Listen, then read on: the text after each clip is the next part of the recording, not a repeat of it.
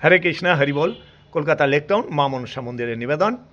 আজ ৩রা জানুয়ারি ২০২৫ শুক্রবার। আমরা নবদ্বীপে ইভিনিং ওয়ার্ক করছিলাম, সঙ্গে একজন ছিল, খুব কম বয়স, একদম।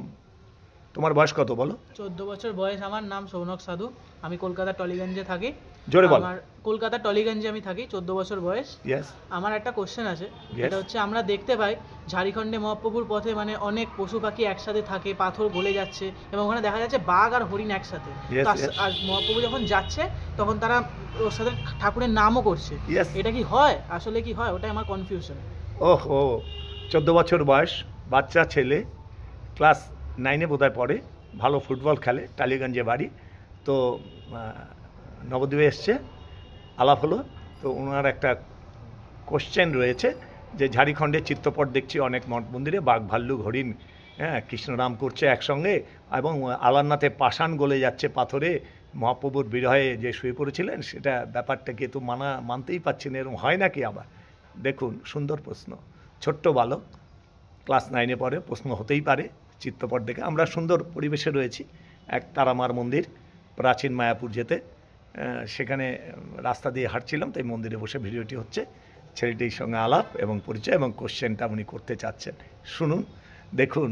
পরম শ্রদ্ধেয় ভক্তমণ্ডলী, আমার প্রিয় দেশবাসী, বিশ্ববাসী, সবাইকে অন্তর্নিহিত সশ্রদ্ধ ভক্তিপূর্ণ প্রণাম। একটু বড় ভিডিও হবে এটা। তো কলকাতা লেকটাউন মা মনসা মন্দিরের নিবেদন। তো এখানে ব্যাপারটা হচ্ছে, ঝাড়খণ্ড বনের পথে গুড় সুন্দর যায়, যেটা চৈতন্যের মূল পয়ার। সিংহ, ব্যাঘ্র, হরিণ, হাতি, অন্যান্য পশু পাখি, কীট পতঙ্গ, বৃক্ষ, তরুলতা কৃষ্ণ প্রেমেকে দে লুটায়। কৃষ্ণ কৃষ্ণ কহ করি প্রভু যবে বলিল, কৃষ্ণ কহি ব্যাঘ্র মৃগ নাচিতে লাগিল, যে দেহ আপন জ্ঞানে। তো নাচছে, এটাই দেখেছে। এই জিনিসটাই ইস্কনে আছে, অনেক জায়গায় আছে, অনেক মঠ মন্দিরে রয়েছে, এবং মনসা মন্দিরে রয়েছে, বৈজনানন্দ গোস্বামী রোড চিত্রপট। তো ব্যাপার হচ্ছে, মহাপ্রভু চৈতন্য সত্তা, অবতারের সার গোড়া অবতার, 10 অবতারের সার হচ্ছে শ্রীমন মহাপ্রভু। অবতারের সার গোড়া অবতার, কেন না চিনিলি তারে, করি নিরে বাস, গেল না তিয়াস, আপন কর্ম ফেরে। অর্থাৎ মহাপ্রভু যেখান দিয়ে যাচ্ছে, সবাই চেতনা জেগে যাচ্ছে। মূল, আপনি ভজন সাধন করে কোটি জন্মে সাধনার ফলে যা পাবো, কিন্তু ওখানে মহাপ্রভুর দর্শন করেই তাদের চৈতন্য উদয় হচ্ছে, নববিধা ভক্তি প্রকাশিত হচ্ছে। বাঘ ভাল্লুক কীট পতঙ্গ বৃক্ষ তরুলতা সবাই কৃষ্ণ নামে প্লাবনে ভাসছে, তাদের চৈতন্য জাগ্রত হয়ে যাচ্ছে। তারা যে কৃষ্ণ দাস, কৃষ্ণ অনন্ত, মানে কৃষ্ণই যে স্বয়ং ভগবান, সেটা প্রকাশিত হচ্ছে হৃদয় জুড়ে, এবং তার ভেতরে যিনি আছেন, বাইরেও তিনি আছেন, ধরে ফেলছেন তারা। অর্থাৎ মায়া সরে যাচ্ছে, যাহা কৃষ্ণ তাহা নাই মায়ার অধিকার। মহাপ্রভু যেখান দিয়ে যাচ্ছেন সেখানে মায়া সরে যাচ্ছে, রাধে রাধে রাধে রাধে, গোলকধাম তৈরি হয়ে যাচ্ছে, এবং যার যার স্বরূপ জেগে উঠছে। তারা যে কৃষ্ণ দাস, কৃষ্ণের শক্তিতে শক্তিমান, বৃক্ষ তরুলতা কীট পতঙ্গ সবাই প্রকাশিত হয়ে পড়ছে, মায়া সরে যাচ্ছে, স্বরূপটা চিনে ফেলছে, সবাই হা কৃষ্ণ বলে ক্রন্দন করছে। ইউনিভার্সিটির পিএইচডির একটা চরম কোর্স এটা। অর্থাৎ আপনি যখন ভজন সাধন করে সিদ্ধিলাভ করবেন, তখন এই ভাবগুলো পরিস্ফুটিত হবে হৃদয় জুড়ে। কিন্তু মহাপ্রভু অবতারের সার শ্রীকৃষ্ণ চৈতন্য মহাপ্রভু যেখান দিয়ে যাচ্ছেন, সবাইকে এই চৈতন্যময় হয়ে যাচ্ছে।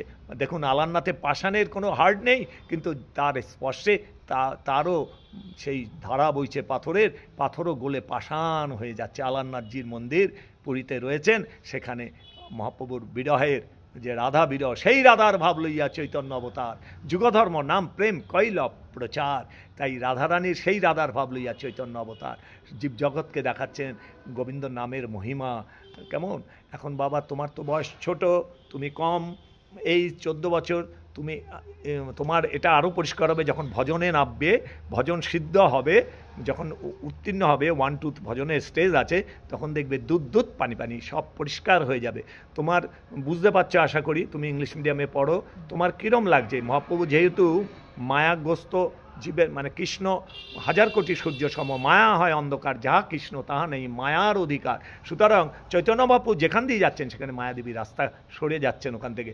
আর যারা আছেন, স্থাবর জঙ্গম, কীট পতঙ্গ, পশু পাখি, বৃক্ষ তরুলতা, সেই মায়ামুক্ত হয়ে সবাই কৃষ্ণ নাম করছে। অর্থাৎ মায়া সরে গেলে যা হয়, তাই হচ্ছে তাদের। আর মহাপ্রভুর কৃপার দান, তা বাবা তোমার কি একটু বুঝতে সুবিধা হলো মনে হচ্ছে? বলো। হ্যাঁ, আমি এখন বুঝতে পারছি ব্যাপারটা হচ্ছে, যেহেতু মহাপ্রভু একদম চৈতন্য সত্তাময়, তিনি যেখান দিয়ে যান সেখান দিয়ে মায়া সরে যায়। উনি নৃত্য করছেন, যেখান দিয়ে যাচ্ছেন সেখানেই মায়ামুক্ত হয়ে যাচ্ছে, সেখানেই সবাই স্বরূপটা জেনে ফেলছে যে আমরা কৃষ্ণের শক্তিতে শক্তিমান। তাই তারা সেই প্রেমের উদয় হয়ে যাচ্ছে, যা কোটি কোটি জন্ম ভজন করে না পায়, গৌর হরির কৃপায় তারা সেই জিনিস পাচ্ছে।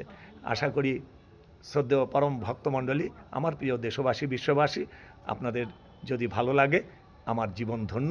দুর্লভ মানব জন্ম, জন্ম শত সঙ্গে তারা হয় ভব সিন্দুরে। হরে কৃষ্ণ, হরি বল, রাধে রাধে।